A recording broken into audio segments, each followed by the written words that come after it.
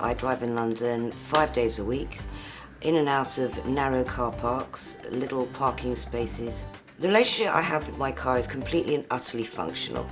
My wife and I, we love traveling. We usually cover roughly about 7,000 miles a year. Having a camper van, it gives us the freedom to do a lot of traveling and see a lot of places. The first time I had reason to use WhoCanFixMyCar, I was reversing. I failed to see this wall that sort of came up out of nowhere, and then I heard the most awful grinding, crunching sound. One morning came out and the van wouldn't start because the starter motor was whining.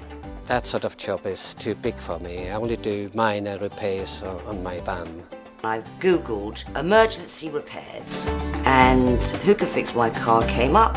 So I posted it online, and literally within about 2 hours, I think I got 3 or 4 quotes back. I was able to look on their websites to see the kind of people they were, to see their reviews. They were very professional, very friendly, and the rates were very competitive. Because everybody's posting online and because they know that you're going to be able to compare costs with everybody else, they don't know that I am this silly, stupid woman who's already done this 3 times this year. After they got in touch with me, they offered to collect my van and repair it.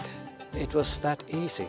After I made a decision to go with Patrick, he came to my home at 8 o'clock in the morning. I handed him over the keys, he picked the car up and he said, "You'll get the car back by Saturday." After the repairs, I was quite happy and I left a review with WhoCanFixMyCar.com. I wanted to let other people know that this was something that they could trust, so I was very happy to put a review on, and I would urge anybody who has a good experience to do that. It's so useful. It's an easy, uncomplicated experience.